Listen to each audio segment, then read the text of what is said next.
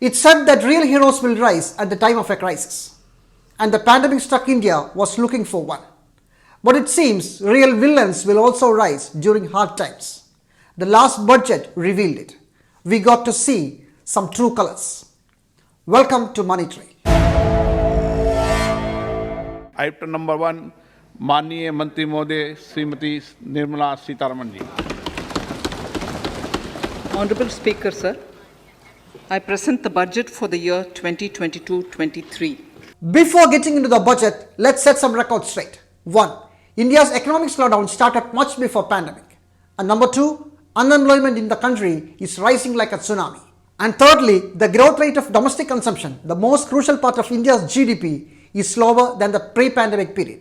And finally, India's magic economic recovery story is almost a hype.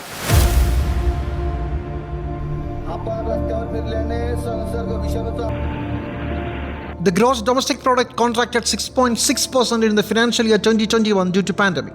The entire bounce back story is based on this low base. India's GDP did surpass the pre-pandemic level, but its rate of growth is still far behind.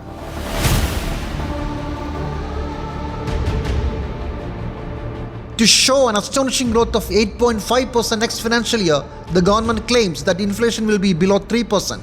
But 1 month earlier, the government's own figure of inflation was almost double, 5.6.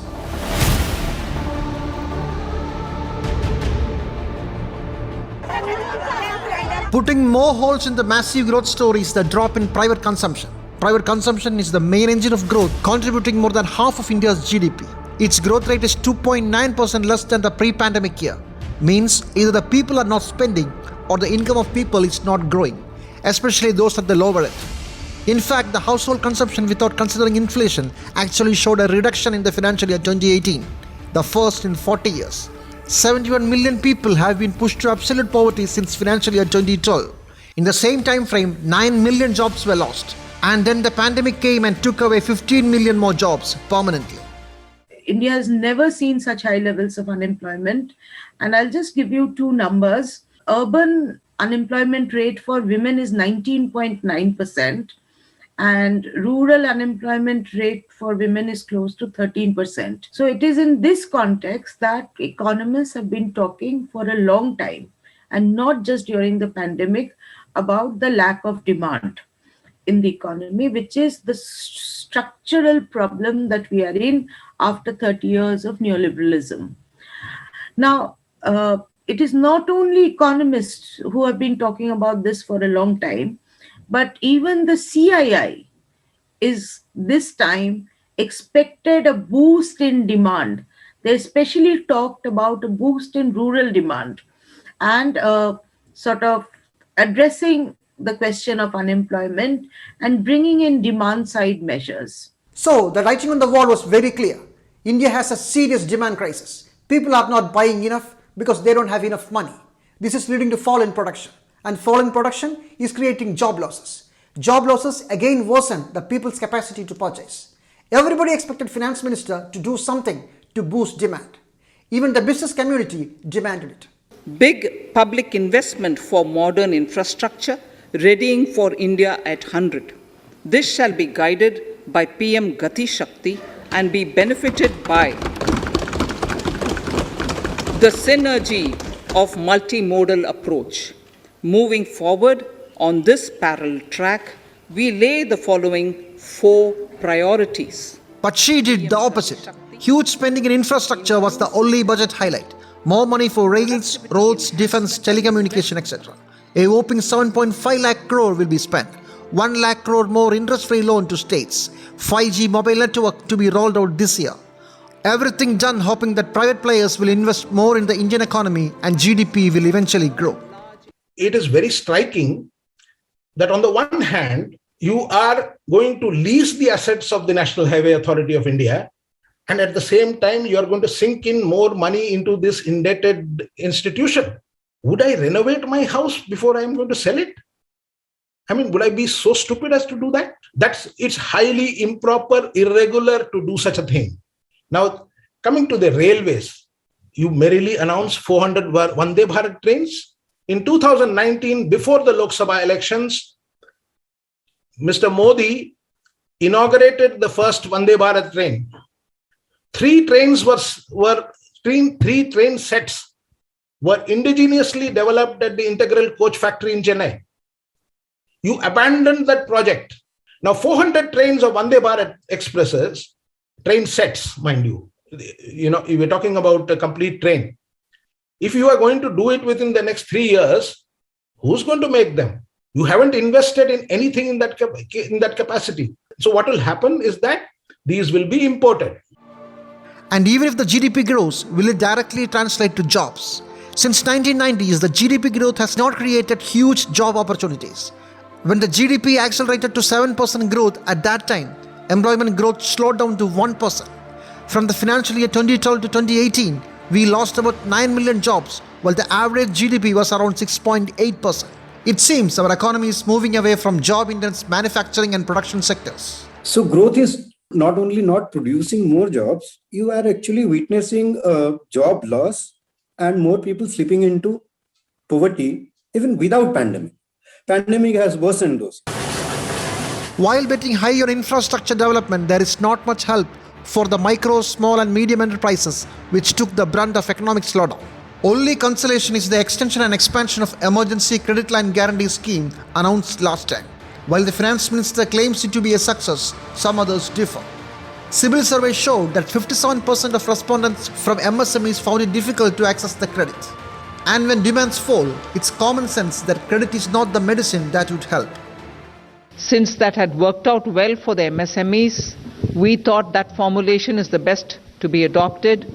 So to the existing 4.5 lakh crores of sovereign guarantee, we added 50,000 crore more sovereign guarantee.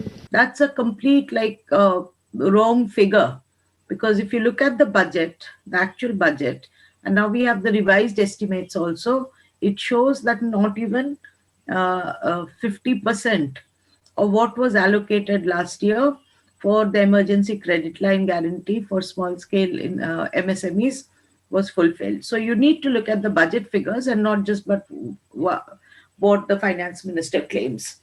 Curiously, the informal sector, which employs close to 80% of India's workforce, finds no mention in the budget speech.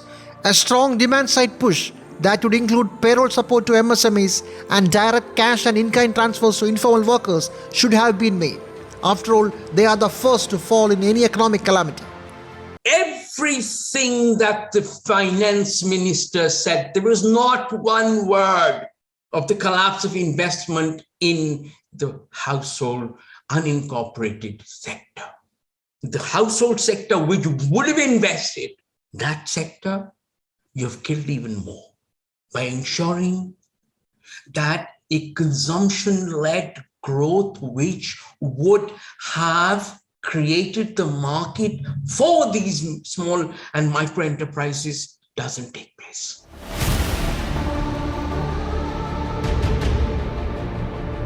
The images of long lines before hospitals, oxygen shortage and mass cremations are etched in the nation's memory forever. But in the new budget, there is no increase of money for health sector. And the government seems to believe that the pandemic days are over. On the revised estimates, the health budget has increased only 0.23%, just about 86,200 crore. And there is a drop in allocation for vaccination also. Our Vishwaguru thinks that the pandemic is over. We don't need any more vaccines. How irresponsible can that be? We don't even have a proper booster dose, mind you. What we call is a precautionary dose, because we are not doing what science is telling us to do, but we are doing what we can do with what we have.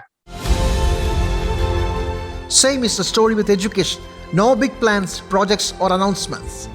Considering the devastation COVID had inflicted on this sector, it deserved more. Indian children and Indian youth have never suffered so badly. A 5th standard child comes back to school after 2 years.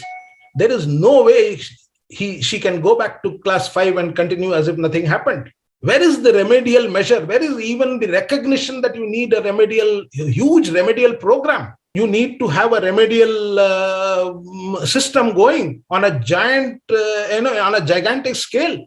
seeks to lay the foundation. The worst was yet to come. When millions are in search of livelihood, the allotment for rural employment scheme NREGA was slashed by 1/4, an unbelievable slicing down of 25,000 crore rupees.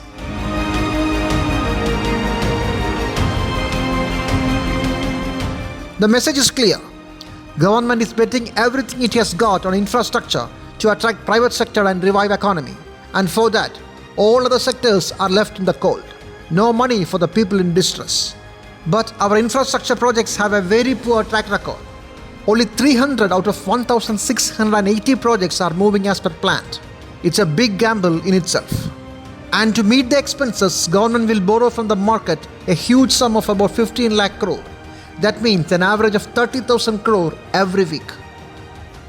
Interest rate that the markets now want to cover that bond, the deficit is rising. Oil prices are rising. The Federal Reserve is indicating that it's going to raise interest rates. If it raises interest rates, foreign portfolio investment slows down, then it complicates the process of mopping up resources for the government. Meanwhile, the super rich of the country are untouched. The demand for a wealth tax went unheard, while study after study revealed that just 98 Indians own the same wealth as the bottom 55 crore people. The government believes money will trickle down from rich to the poor. But it has been 3 years since the huge cut in corporate tax, but that didn't boost the economy or create jobs, a fact everybody wants to forget. The solace from the finance minister is even more curious. Be thankful that I haven't increased your income tax. मैंने tax increase नहीं किया, वो बात मैं दोहराना चाहती हूँ. Last year भी, इस साल भी, एक भी पैसा टैक्स के द्वारा मैंने एडिशनली कमाने के लिए कोई कोशिश नहीं की. And so we now have a situation where corporate tax has fallen below individual income tax. A study released by IMF in 2015 now, the high priest of neoliberal thinking and trickle-down theories and all. They studied 150 countries, more than 150 countries. And they said, if the income share of top 20, then GDP growth actually declines over the medium term. In contrast, an increase in income share of bottom 20% is associated with higher GDP growth.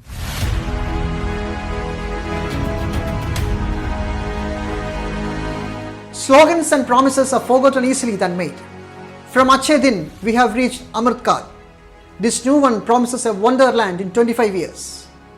India with massive, magnificent infrastructure, jobs for everyone, and so on. People tend to forget the old promises and run after new ones. But one promise refuses to fade away. Doubling a farmer's income by 2022. Every leader of the union government had proclaimed this from the rooftops. What happened to that?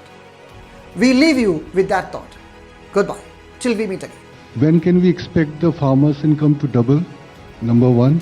And When can we expect the pharmaceutical? Farmers' income to double. It was supposed to double in 2022. Thank you. Who wants to? Will Ananta Nageshwaran want to answer it?